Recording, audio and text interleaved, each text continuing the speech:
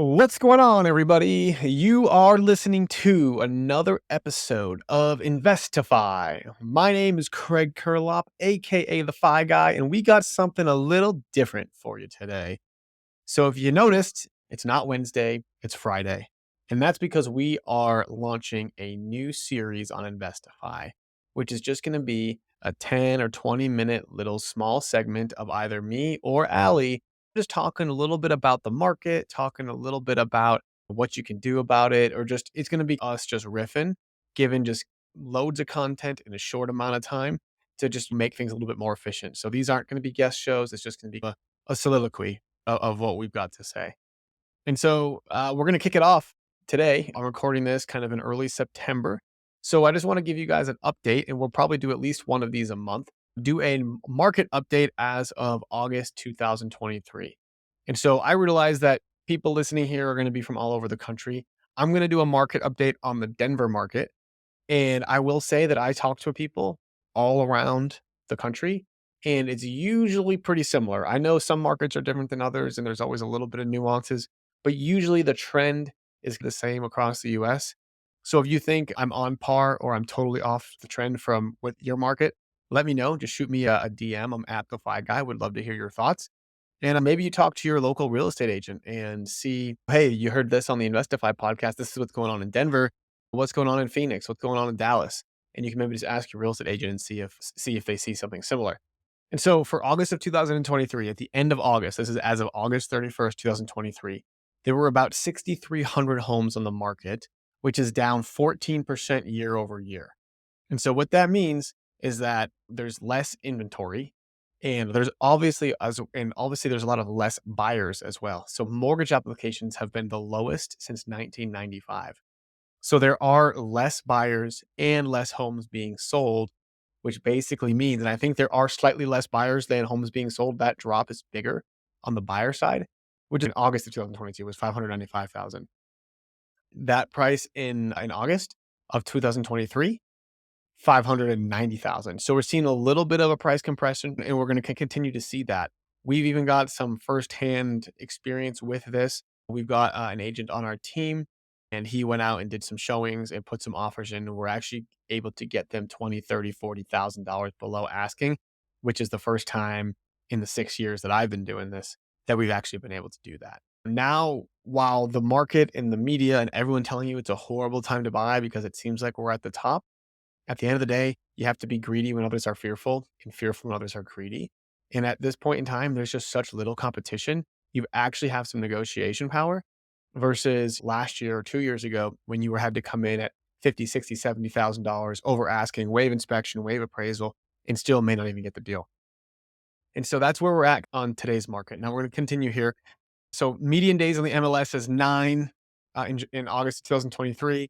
Last year was 6, right? So again, like the market is still moving. There's just less deals happening.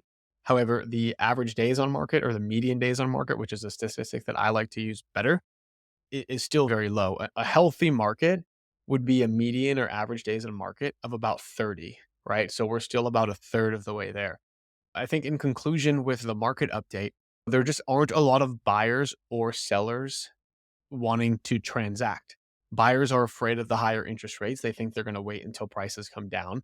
Sellers are also apprehensive to sell because of the high interest rates. They don't think they're going to be able to get what they need to get. And if they had bought in the last 5 years, which 70% of America has, now they're going to be getting rid of a 2, 3, 4% interest rate in exchange for a 7 or 6 or 7% interest rate. So they can't afford as much. They'd have to be downsizing. It's just not worth it. Anyone who needs to sell now seems to be doing it out of necessity versus want. And that just reduces again, that's why we're seeing inventory so low. And that's why we're seeing such low buyers. And so what's going to happen here in the future? What can you do about it? First, I'll say there's 3 things. There's get your credit right. And the reason why is that Fannie and Freddie are adding new standards where if you're at a 720, 730, 740, which is typically a really great credit score, you're actually going to get a lower rate than if you're at a 760, 770, 780. And oftentimes there are just a few things that you can do, just a few tweaks. Pay off some credit cards, just that you were going to pay off anyway. Just keep that balance low. maybe consolidate a couple things, whatever it is, to get that credit score up above that 760 so you can have a lower interest rate. Having a lower interest rate obviously reduces your monthly payment, which increases your affordability so you can buy the house that you actually want and just keep that monthly payment lower. So obviously you can cash flow a little bit better.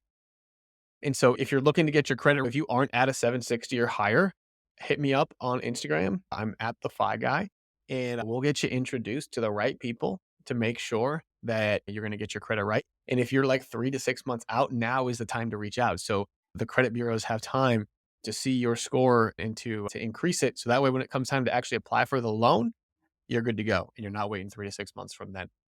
The second thing you can do is increase your income. Obviously, in a pretty obvious thing, who doesn't want to make more money? And so how do you do that? So there's a couple different ways. Obviously, there's a bunch of side hustles. There's a great podcast out there. We actually just had him on the podcast. Nick Loper of Side Hustle Nation literally just interviews people about different side hustles they do to make more money in their careers. This is amazing, right? And the only downside to this is that typically you're going to need 2 years of experience in this side hustle in order to count that towards your income, unless it's some sort of a recurring guaranteed thing, which probably isn't going to be the case for any sort of side hustle. And so what that helps is it helps you make more money to increase your down payment. Now, if you increase your down payment, that would obviously help you afford more, which will obviously help your monthly payment go down. And so that's one way to increase your income. And I don't think it's as effective as the second way. The second way is to, if you're working for a W-2 job and you've got a standard salary, go ask your boss for a raise. It's pretty simple, right? The fact of the matter is cost of living has increased. I'm sure wherever you're at, inflation is a pretty big deal. A lot of times, all you have to do is ask your boss for a raise and they're likely to even give you one. But people are usually just too afraid to ask. And so how do you ask for a raise? This is another thing. You need to think like a business person to ask for a raise. And so you go to your boss and you say, hey, Mr. Boss, if there is a way that I can increase revenue by, I don't know, let's say $1 million, would you be willing to give me a $50,000 bonus? Or would you be willing to give me a 10 or 15% raise? And if you might be able to do that. I actually increased my salary and a bonus by saying, hey, if I can make, when I was working at Bigger Pockets, I said, hey, if I can make Bigger Pockets an extra 500 grand, would you give me an extra 50? And they were like, yeah, of course we would. And so I went ahead. I created a bunch of landlord forms for Bigger Pockets. You may have downloaded those before for all 50 states. They made some good money off them, increased the pro membership, increased the retention of the pro membership, and they gave me a nice little bonus. And if you can go to your boss and ask, put yourself in their shoes, and don't just ask for a raise, but figure out what value you can provide, what additional roles you can take, and ask them, how can I get a raise in the next 2 to 3 months? That might even be better than just asking for it. And think about how many people come to them and ask them, how can they get a raise? And maybe they don't have a great answer. And you go to them and say, hey, if I start doing X, Y, and Z, would that help the company out? And if I do these X, Y, and Z things, do you think that would warrant a 10 or 15, maybe $20,000 annual raise? Now, let's say you get an extra, let's just say $24,000 raise just for the sake of just easy numbers. That's an additional $2,000 a month. How much more can you afford with an extra $2,000 a month? You're probably looking at, I don't know, maybe an extra 100 to 200,000. And so now you can actually afford things in this market, in the Denver market or Phoenix, wherever you're at. And really that's the most important thing, is just to be able to afford the home from Fannie and Freddie standpoint, because you're going to have other people paying the mortgage, right? Like you don't need to worry about actually making those payments. You just got to make sure that you can actually afford the house from Fannie and Freddie perspective. And the third thing that lenders are going to look at, the big thing, is the debt to income ratio. We've tackled the income, we've tackled the credit. Now we're going to tackle the debt. So what kind of debt do you have, right? Do you have student loans? Do you have car payments? Do you have credit card payments? Is there any way that you can consolidate this and get this monthly payment lower? This is going to be huge. You want to make sure you do this without jeopardizing your credit score. So don't go claiming bankruptcy. Don't go through one of these like debt companies that are going to trash your credit, but take care of your debt. Oftentimes, you can consolidate. You can consolidate with an interest free for X amount of time. You can maybe take a HELOC out if you've already got rental properties. Just find some way to consolidate and reduce your monthly debt obligation. And that would also be able to get you to afford more. And so the whole point of being able to afford more is so you can get these 5, 6, 7 bedroom houses, right? That you could potentially Airbnb, that you could rent by the room, have 5 or 6 roommates, each paying $900 a month and actually still cash flow. We are still seeing people cash flow in this market, even with elevated prices and higher interest rates, because they're getting 6-bedroom houses. They're charging 900 a room.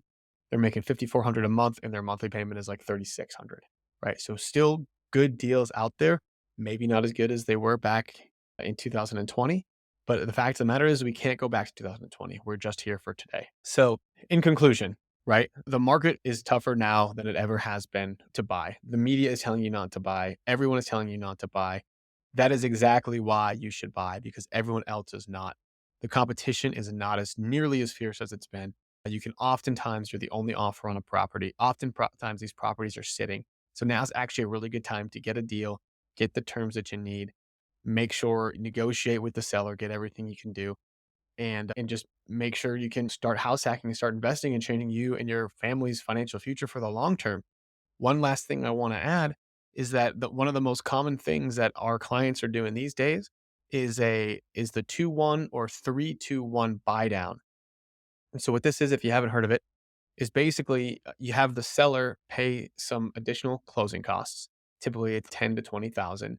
This pays to buy down your interest rate for the next 3 years. And so it'll buy it down 3% or three full percentage points in year 1, 2% in year 2, 1% in year 3. And so now instead of having a 7% interest rate, you got 4% for the next 12 months, 5% for the 12 months after that, and then 6% for the 12 months after that. And the idea is that you'll be able to refinance within the next 3 years when rates do drop. So you're able to get the home at the price you want and then eventually get the mortgage you want. But in the meantime, you're really not sacrificing much. You're just sacrificing the risk that you end up with a 7% mortgage. But either way, you can refinance at any time. One of our preferred lenders that we work very closely with, Nicole Ruth, their whole team actually has a program where you can refinance it for free between now and 2025. And so what that means is she's basically giving you a free couple points for a couple years, and then you can refinance it at no cost to yourself. So there's really no downside in doing this. And so that's it, guys. That is it for this week's kind of market roundup. We're calling it the Investa Fridays. Let me know if you like that name. A little cheesy, I know, but that's how we roll here, is with extra cheese. And so, yeah, let me know on Instagram, guys. Just shoot me a DM on at the Figuy if you like this kind of episode, if you thought it was valuable. And yeah, looking forward to coming at you every week. Allie and I are going to switch off every other week here. Other than that, if you're looking for an investor-friendly agent or you're looking to potentially join a team of investor-friendly agents, feel free to just hit us up. You can go to thefyteam.com or you can hit me up on Instagram at the Figuy. Thanks so much for listening, guys. We'll see you all on the next episode.